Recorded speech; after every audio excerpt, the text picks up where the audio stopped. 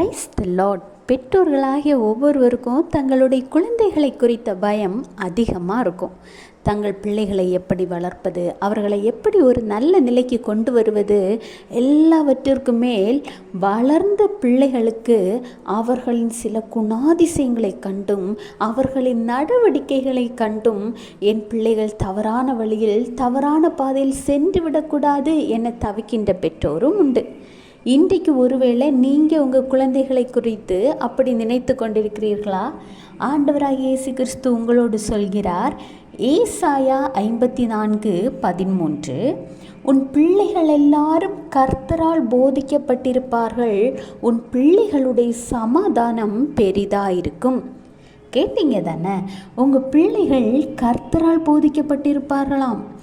இன்றைக்கு ஒருவேளை அவர்களின் வயதின் காரணத்தினால் உங்கள் பேச்சை கேட்காம இருக்கலாம். ஆனால் கண்டிப்பாக ஒரு நாள் ஆண்டவராய் இயேசு கிறிஸ்து போதிக்கும் போதனையை அவர்கள் கேட்கத்தான் செய்வார்கள். நீங்களும் சிறு வயதில் உங்கள் தாய் தந்தையரின் பேச்சை கேட்கல தானே?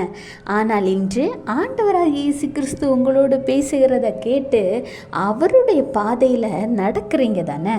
அப்படி இருக்கும் பொழுதும் உங்கள் பிள்ளைகளும் ஆண்டவராகிய இயேசு கிறிஸ்துவின் பேச்சை கேட்கும் சமயத்தில் உங்கள் பிள்ளைகளின் சமாதானம் பெரிதாயிருக்கும்.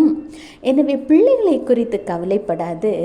ஆண்டவரே, என் பிள்ளைகளை உங்கள் கரத்தில் ஒப்படைக்கிறேன் என ஆண்டவரின் கரத்தில் ஒப்படையுங்கள். கர்த்தர் உங்கள் பிள்ளைகளை ஆசீர்வதிப்பார். Have a blessed day. Jesus bless you.